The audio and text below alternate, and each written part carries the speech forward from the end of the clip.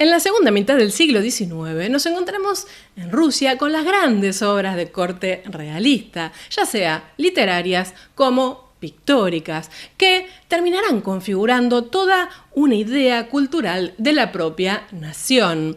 Lo cierto es que en su fase pictórica es un periodo muy poco estudiado, incluso en su integración paneuropea, porque es parte de un movimiento común.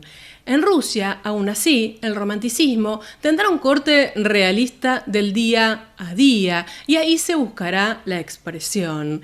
Y se logran obras realmente de talla mundial que podrían estar al lado de Gustave Courbet. Les doy la bienvenida un viernes más y vamos a iniciar un tema y una corriente que no habíamos tratado nunca y que sí, ya se los debía. Y como todo tema nuevo que abordamos en el canal, vamos a poner el punto de partida y qué pueden esperar de este video. A ver, el mundo artístico en Rusia entre el siglo XVIII y XIX es un mundillo en realidad bastante pequeño, donde los escritores de corte realista, es decir, donde la literatura estaba en la recontracima, y no solo eso, sino que en general eran autores que provenían de clases altas, y en donde la pintura no era tan considerada, y los pintores en realidad provenían de clases medias o militares. Es decir, el pintor en este momento tenía que abrirse como un espacio en este ámbito cultural, intelectual, que estaba copado por toda la vanguardia literaria. Aún así, y en tanto mundillo estrecho, hay una íntima relación entre la literatura y la pintura. Pensemos en Tolstoy, pensemos en Dostoyevsky, por ejemplo, con El idiota, ¿no? Cuando él describe cuadros, incluso las descripciones literarias tan naturalistas de paisajes y de ámbitos de Rusia, bueno, parece que daban todo el sustento a la pintura. Y esta es la clave de lectura que vamos a tener, porque este es el eje que quiero romper hoy.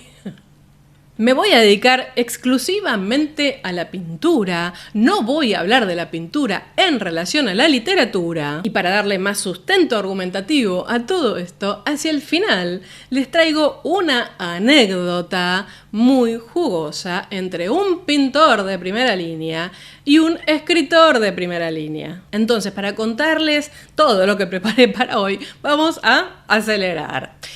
Hablemos de la pintura, el realismo ruso. ¿Cuál es el objetivo de este movimiento? Lo que ellos anhelaban era hacer una pintura de corte popular, una pintura que abrazara a toda Rusia, es decir, que integrara su historia, pero también que integrara a los individuos que hacían esa historia. Este afán representativo en una sociedad que tenía una gran disparidad entre, por ejemplo, lo que era el campo y la ciudad, donde en algunos lugares había costumbres prácticamente feudales y en otros se experimentaba esta idea del avance y la modernidad. Decía yo, este afán representativo terminó dando expresiones muy variadas y de muchos géneros. Lo que sí era cross a todos estos artistas que pululaban por el momento, que créanme que eran muchos y con una amplísima producción, era que, más allá de que pudieran o no formarse en Europa, en Italia, en Francia,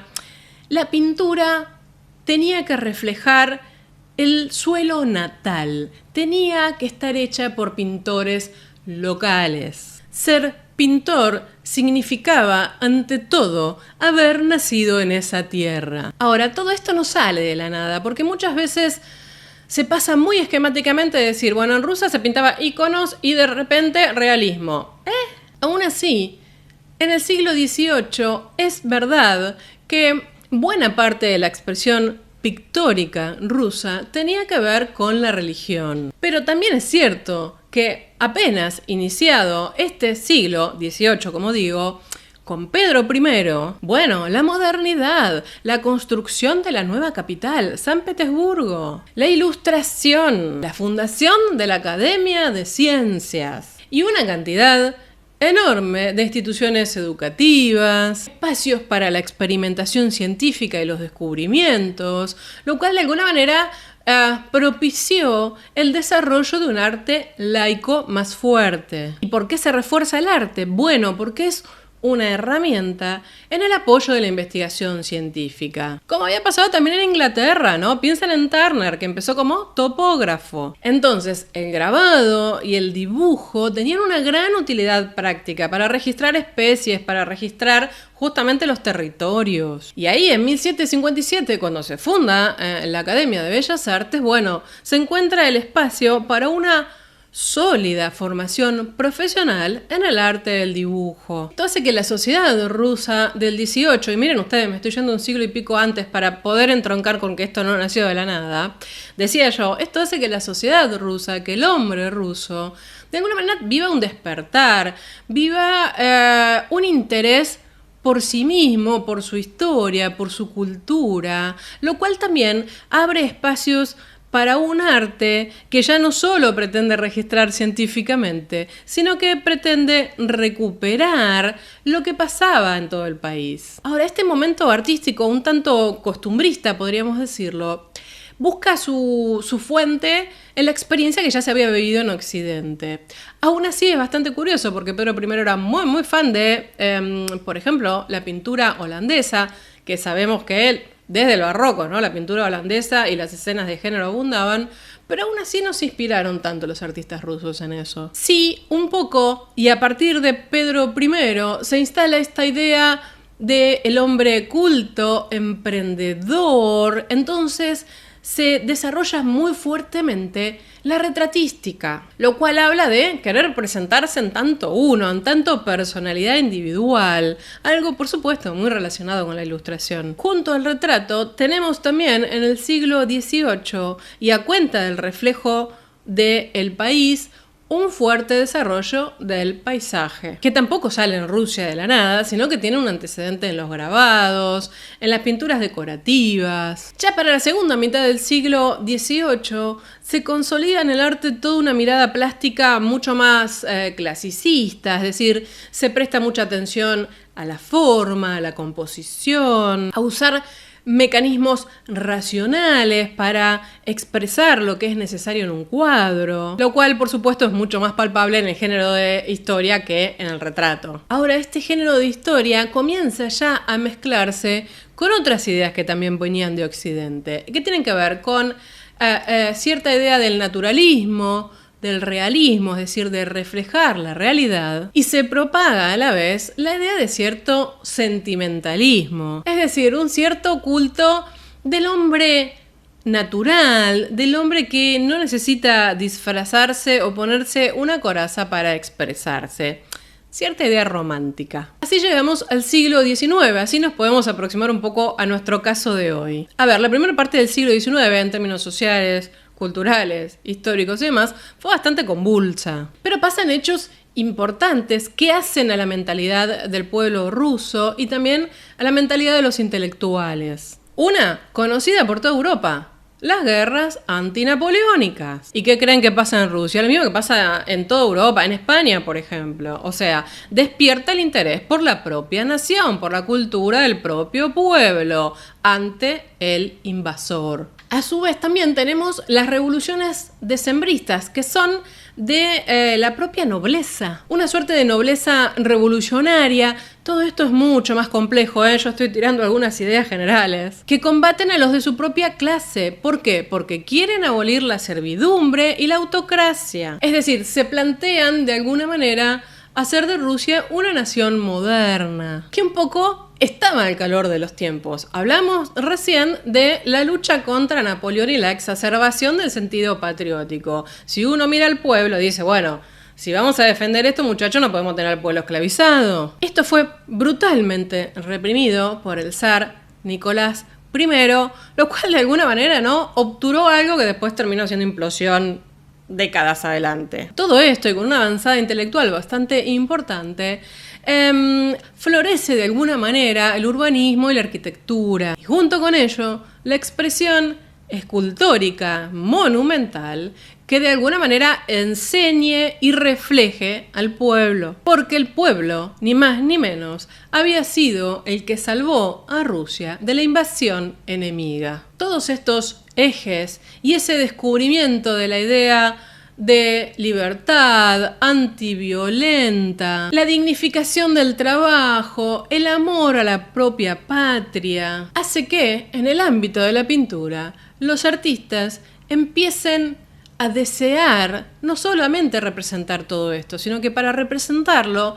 tienen que conocer, hay que salir a recoger la vida de las familias, la vida de los militares, la vida del trabajador que con amor y con dolor le ofrece todo a su tierra. Será toda esta cosmovisión la que se termine plasmando en los lienzos de los artistas y que de alguna manera tiene su punto de equiparación con la pintura decimonónica en Europa. Piensen en esos grandes cuadros de historias de la segunda mitad del siglo XIX en Francia, en España, en Inglaterra, en donde quieran. Lo cual, por supuesto, todo esto llevó en Rusia a que empezaran a emerger, ¿no?, academias de estudio de dibujo y pintura por todos lados. Moscú, gran centro, San Petersburgo, ni hablar. Y ahí también las academias haciendo fuerza, ¿no? Algo que pasa en todo el siglo XIX, porque no quieren ceder poder, ¿no? La academia es la que forma profesionales, la academia es la que premia, la que da honores. Entonces, bueno,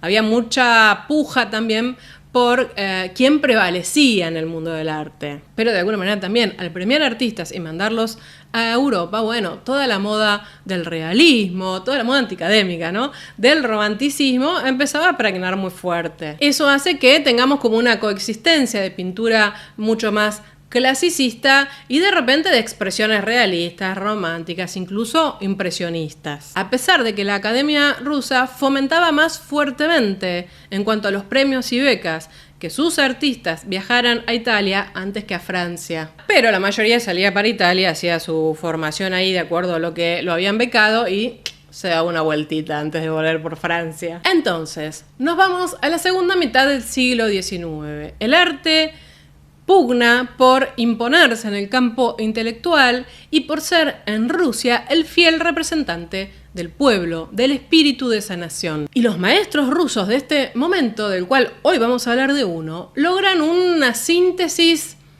maravillosa entre lo que habían aprendido en Italia, en Francia, en otros lugares de Europa, y su propia concepción original, nativa de la pintura. Ramskoy, Serov y Repin, del que vamos a hablar hoy, hacen un eje muy importante porque además abarcan muchos géneros. Será Ilya Repin, aunque también por supuesto había otros, quien sea un gran admirador de Diego Velázquez, muy al calor de la moda del siglo XIX en Francia, y que sienta que a través de esa paleta y de esas formas podía cristalizar y ser el pintor de esa Rusia que anhelaban. A esto venía que Rusia tiene un carácter muy particular, porque vamos a ver, por ejemplo, en las obras de hoy, formas que tienen que ver con las corrientes europeas, clasicistas y románticas, sumadas a la tradición más rusa antigua, que además recupera en sus temáticas la problemática social, la concepción naturalista de la historia y del hombre, lo cual le termina dando esta definición de realismo.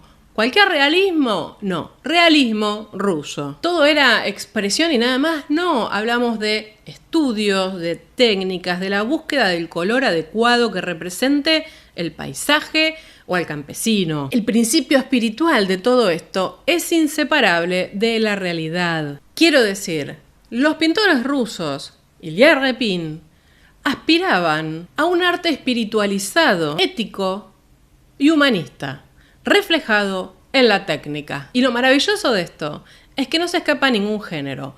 Yo hoy voy a hablar de los géneros preponderantes que para mí destacan por sobre todas las cosas en Ilya Repin, que fue un artista súper completo, abocado más fuertemente al retrato y a la pintura de historia. Por supuesto, deberíamos hacer en otro momento entradas para otros tantos artistas que destacan y también para el género del paisaje. Y todos los géneros folclóricos que andan dando vueltas por ahí. ¿Y por qué era importante el retrato en esta cosmovisión? Bueno, porque uno tenía que lograr reflejar una actitud venerable, ideal pero realista. Es decir, lograr una síntesis del hombre, o de la mujer por supuesto, tal como era y tal como quería ser. Entonces, Ilya Repin, que ya están viendo su autorretrato y están percibiendo la paleta de colores. Sin duda es la mayor figura conocida y reconocida a nivel mundial del arte realista ruso. Es decir, con esto no los voy a sorprender demasiado. Se considera que fue el que reflejó de manera más fiel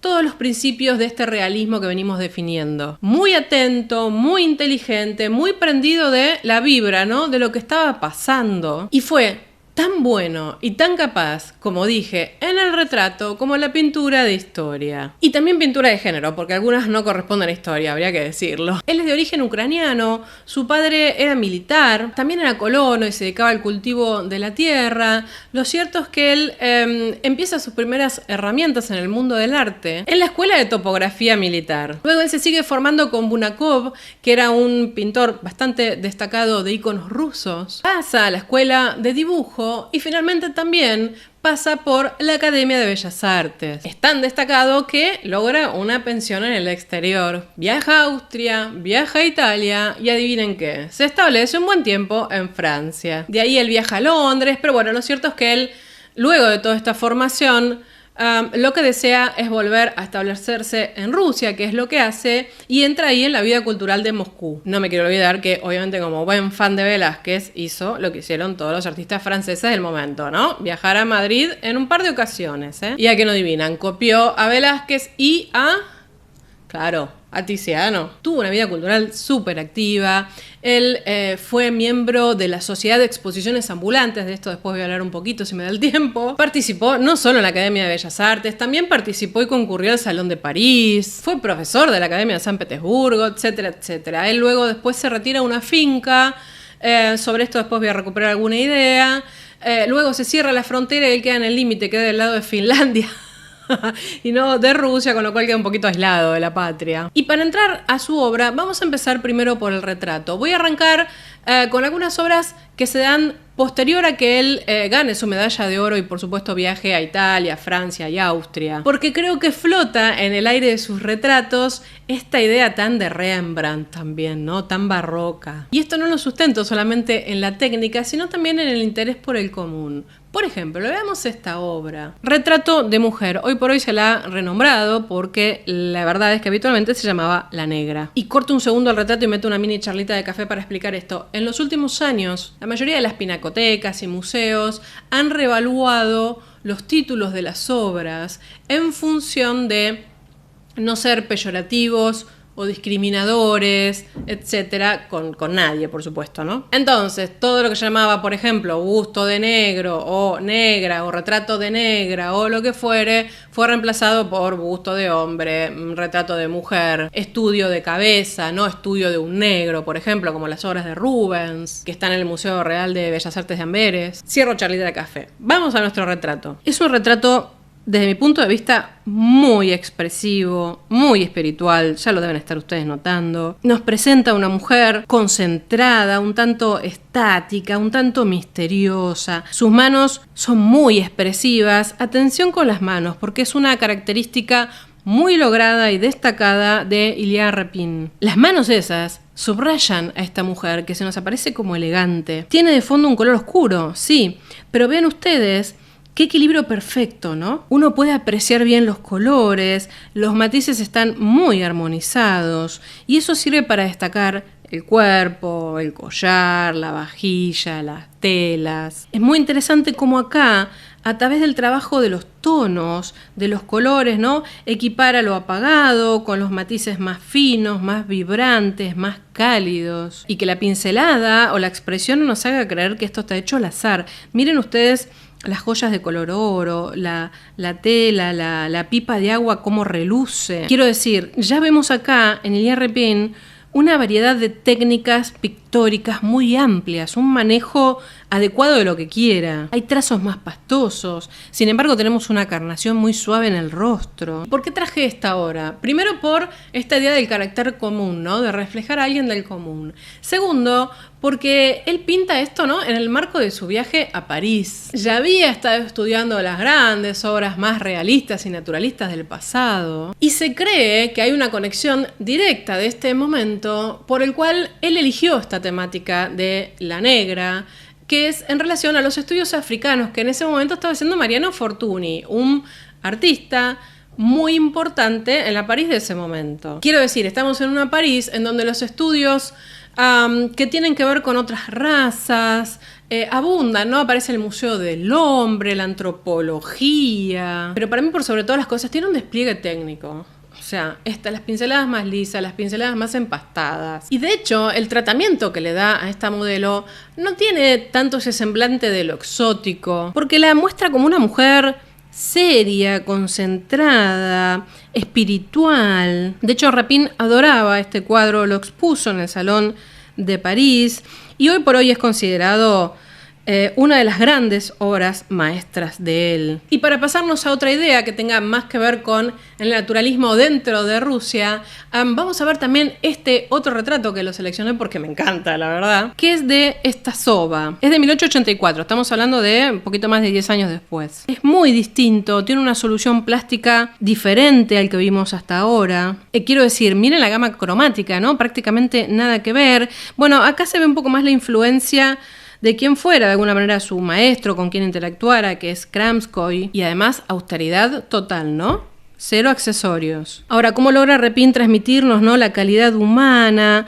también el momento, es decir, es una señora mayor, el físico ya más debilitado, muestra cierta fragilidad, y creo que eso tiene que ver mucho con los colores que usa, ¿no? Colores un poco más apagados, más discretos. Hay como cierta fuerza también espiritual, pero tiene que ver con lo que transmite el alma, ¿no? Con esa franqueza del alma que tiene esta mujer. Nadaya Stasova era una personalidad social de Rusia muy reconocida, muy activa en el movimiento feminista, tuvo muchas iniciativas por el derecho de la mujer, tanto en el derecho al trabajo como en la educación. Era hija de un notable arquitecto y de hecho el hermano de ella, Vasily Stasov, era crítico de arte y era también un amigo de Ilya Repin. De hecho, Repin la pintó y la dibujó muchas veces. Este es un típico retrato de Repin y con una técnica que era la que más abundaba en los exhibidores ambulantes. A mí no deja de fascinarme igual cómo sabe jugar, las manchas de color, la pincelada suelta, pero también la definición, lo que le da una sobriedad, una dignidad. Y de hecho, a propósito de estos retratos, y casi todos los que él hará, creo que hay una frase de él que lo reflejan. En la verdad está, para mí, toda la belleza. Y creo que si hay algo que sabe hacer es capturar esa verdad inherente al ser humano, a cada ser humano individual. Y esto es muy interesante porque también él acá se refiere a cuál es su enfoque, más allá de usar la técnica apropiada que le permita lograr eso. Y ahora nos vamos rápidamente a las obras de género y de historia, que para mí es de lo más suculento. Y esto nos permite además conocer un poquito más de Rusia. Los sirgadores del Volga. Miren qué tema importante y sufrido, por cierto.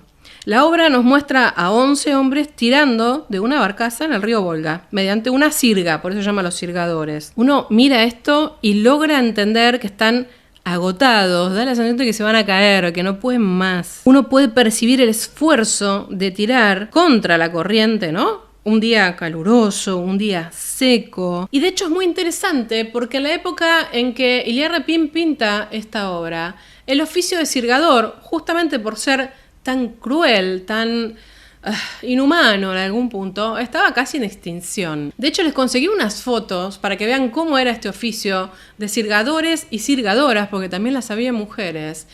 Y si uno lo compara con lo que hizo Repin en su obra, realmente es increíble. Con lo cual, cuando uno ve esta obra, lo mínimo que puede pensar es que Repin estaba tratando de hacer un homenaje a la resistencia, a la capacidad de resistencia, a la dignidad que expresan estas personas. Y por supuesto también una condena al trabajo inhumano. Y si nos metemos en los detalles, miren ustedes cómo uno puede discurrir, hasta parecen las personalidades, así como se piensa en términos generales que están todos agotados y que parece incluso que no hay un líder, ¿no? Todos tiran para el mismo lado. Hay uno que está parado ahí, muy estoico, muy digno, en una postura, digamos, un poco más desafiante, que es más joven. Por lo demás, la construcción del espacio, esos cielos medios venecianos. En las posiciones de los cuerpos también uno puede intuir estos señores encorvados, ¿no? Del esfuerzo, la ropa harapienta. Y sin ninguna duda, Los sirgadores del Volga fue la pintura que llevó a Ilya Repin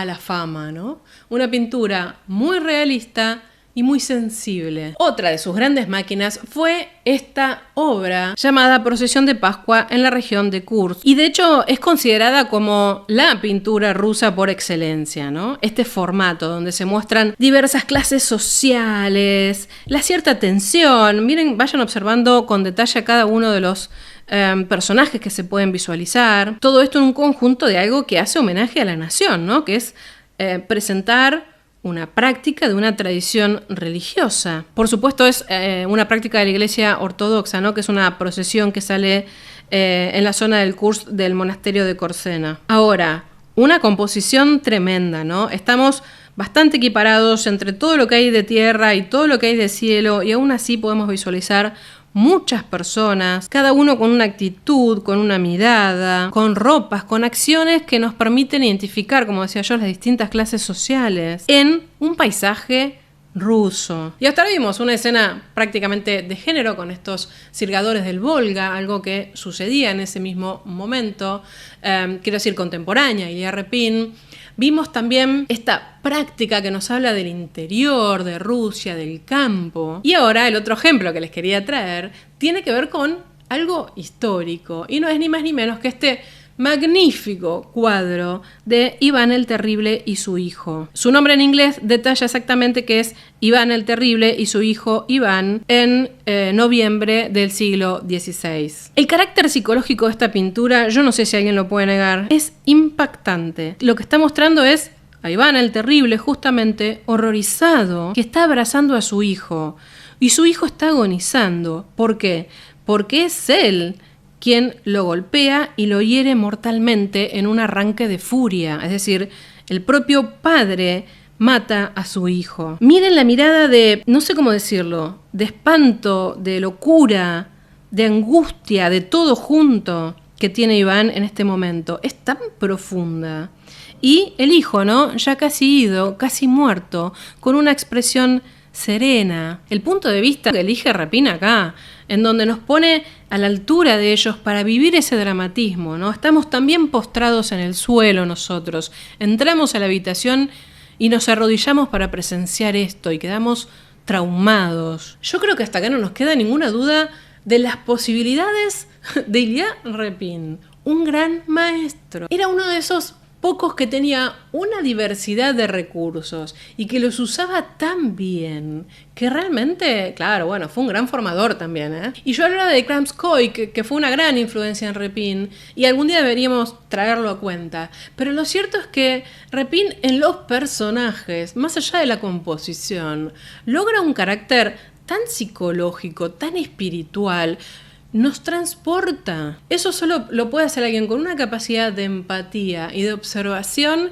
increíbles. Y en el caso de esta pintura histórica, con mucha imaginación. Y estudio, ¿no? De los personajes, por supuesto. Algunos ven en Repin esta idea del apasionamiento por el modelo, porque logra meternos en la intimidad de los personajes que pinta. Y ahora, la próxima obra es la que nos va a permitir hablar de la anécdota que les prometí al inicio. Pero primero vamos a verla. Estamos ante cosacos zaporogos escribiendo una carta al sultán Mehmed IV. Esta es una escena bastante interesante porque recupera una historia, casi leyenda, diríamos, del siglo XVII, muy recuperada en Ucrania. Se supone que lo que estamos viendo allí son a cosacos ucranianos de Zaporozhia, que estaban escribiendo una carta al sultán Mehmed IV del Imperio Otomano. Esta carta se supone que la escribieron después de haber derrotado al ejército imperial otomano en batalla. Y como el sultán seguía exigiendo, a pesar de la derrota, que aceptaran que él era el dominante, que él era su nuevo líder, parece que los cosacos se dedicaron a escribir una carta bastante risueña, en realidad burlándose. Lo que se cuenta en la leyenda es que decían una cantidad de insultos y obscenidades irreproducibles.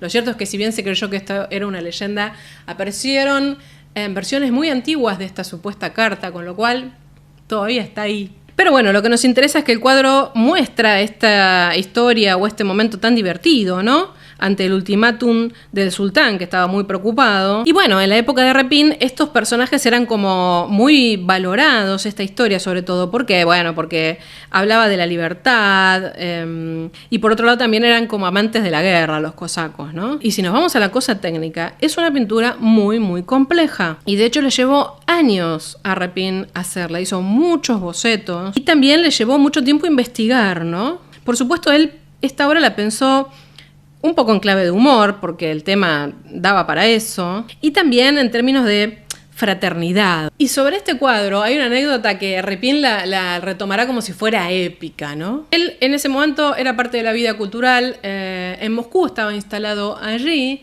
y hacia 1880, luego de terminar su cena, golpean a su puerta. Va, abre la puerta y se encuentra un señor mayor, de barba blanca y larga.